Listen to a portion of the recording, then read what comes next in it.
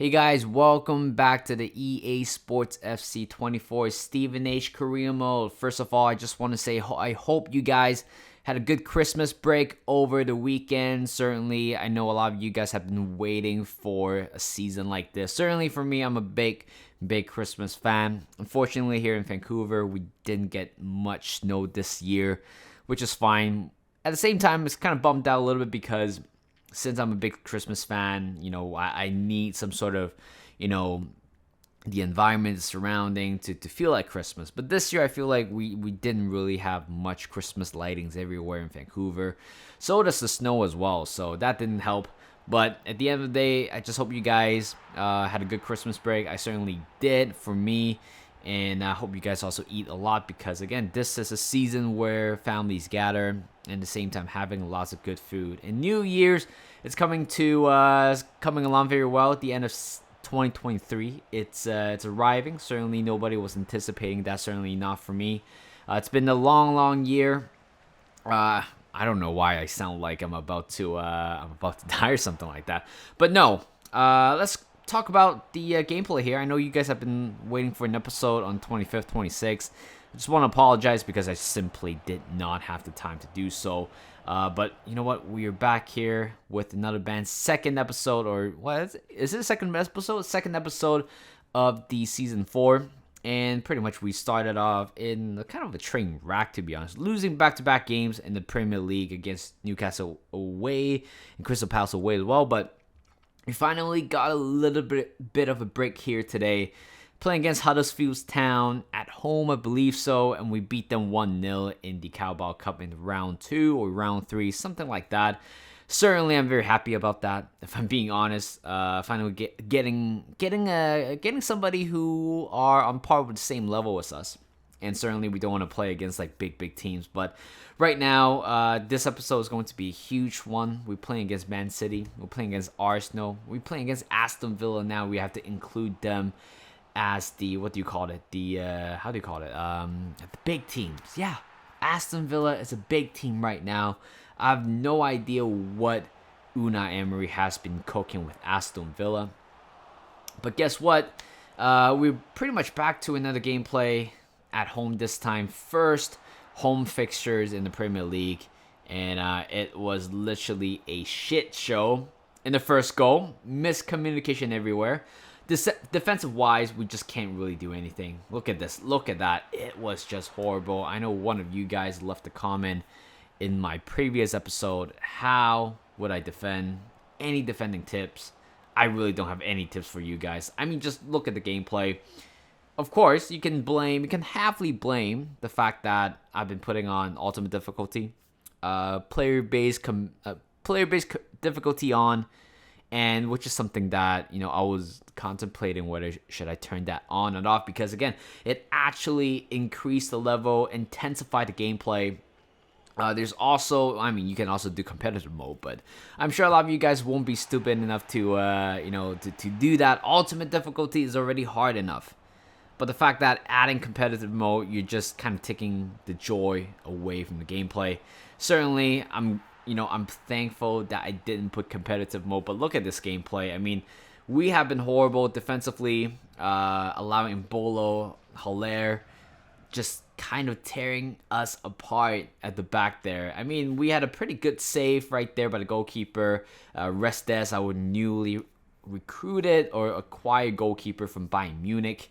Again, certainly the transfer window is coming to an end. With 14 million to spend, I really can't think of anywhere to spend right now at the moment, because pretty much we signed a midfielder, I believe so. Oh my god, I'm blanking right now. We definitely signed a striker, which I have been not striker, a goalkeeper, which I have been looking forward to, because I've been complaining about not having a good goalkeeper. And also, we signed Andre Gray, the young English central defensive midfielder. Certainly a player I'm looking forward to use very often. And right now, we receive quite a lot of offers for our youth academy players, so youth players, Humphreys, Armstrong, Fletcher. All three of them have a tag of exciting prospect or has the potential to be special. So right now, this is pretty much a dilemma. They're not quite ready for the first team football, consistent first team football at the moment. And you're wondering, okay, what should I do with them? Of course, certainly I want them to stay at least for one season to see how it turns out. If it doesn't work out, I might be selling them or might be loaning them out for a year or two. It really depends on how they go, to be honest. And right here against Man City, certainly not the fixtures I have been looking forward to, because shits like this happen every time. Every game, there's at least one mistake at the back, one glitch, a classic EA moment, and that was exactly the moment I was talking about.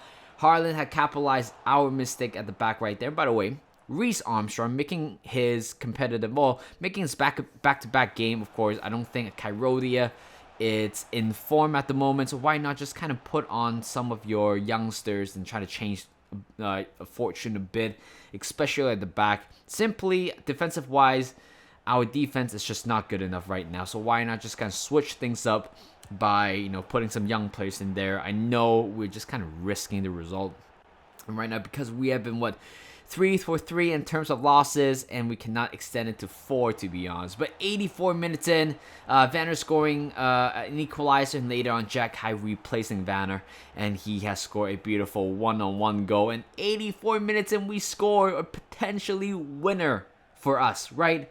But guess what? We wouldn't have imagined where we're going to get ourselves into. Made a mistake at the back, but look at this one. I have no clue what is going on. You guys can pull back the clip a little bit just to see what the hell is going on at the back. Reece Armstrong, we lost the ball at the back, forcing Restes with the save, and the ball falls to Armstrong. I press circle, which is the clear button, the cross button, and guess what? It didn't clear at all. 10 feet away, possibly, and allowing Wadri to score an equalizer. And Ederson has to deny our potential winner. And at the end of the day, we drew. We drew the game 2-2. I mean, I'm happy with this result, don't get me wrong. Going to Etihad, get a result like that, grinding a result like that. But I felt like that was the game where that would have marked the first game, the first win of the season. And we did not get that at all. And it was devastating, right? I mean, we have the opportunity to win, but we didn't. Instead, we let ourselves down, especially at the back. I feel like defensive-wise, nothing clicking, which is quite tough, if I'm being honest. I mean, offensive-wise, I'm not expecting us too much, but defensive-wise, let's try to do a little bit better. Right now, Sheffield United at home. Of course, they're sitting at 19th. We're sitting at 20th, so pretty much a battle between two teams. And guess what? Who turned out in the end? What is that finish there? Can somebody just explain the finish right there? I went to the replay. I look it up again. It looks like the player had so much power behind the shot. And turns out it was kind of a Mesut Ozil-like finish. And which gave us 4 losses this season with 1 draw. And right now we're traveling away at the Emirates, playing against Arsenal. I mean, Arsenal's not doing well in the league right now. But guess what? We actually got a point from Man City. That is a positive part. But other than that, there's nothing positive about it. 13 minutes in against Arsenal, of course, they have scored. Of course, I have to realize that Arsenal made big changes because this is season 4. I'm sure they have actually replaced quite a lot of players. But 7 minutes after conceding the first goal, we have scored a brilliant team goal. Lewis Miley scoring an absolute stunner. It is not quite a stunner, but you know what? He was right there at the right time. Collects the ball, finished that one in later on. Van Duven getting the ball back 31 minutes in. Could have potentially put us through for 2 goals. But unfortunately, we just didn't do so. And later on, here comes 44 minutes in. Here comes Arsenal. We have to force Restes for a good save. I mean, I think this year in the Premier League especially, I've decided to put a little bit of a highlight for you guys to see how defensively poor it can be at times and how good our goalkeeper can be at times. And certainly, of course, more highlights, more shots, blah, blah, blah, anything you add. Second half, we actually conceded another goal. It was from a corner kick. It was, again, a poor clearance from, I don't know, one of our defenders. Later on, here comes the boys, scoring a last-minute equalizer. I think this is the result that I would take, if I'm being honest. I mean, traveling away against one of the Giants and somehow got a result out of it. Of course, it would be nicer if we get a win, if we get 3 points, if we get our first win of the season, but we didn't. But at the end of the day, in this episode, at least we didn't lose all of the games, and instead we actually drew 2 games and somehow got 2 points. But at the end of the day, we're sitting dead last with 2 points, 2 draws, 4 losses, and this is certainly a very big reality check. So thank you guys for watching. Hope you guys enjoyed this video. Like this video, subscribe to my channel, and I'll see you guys in a bit.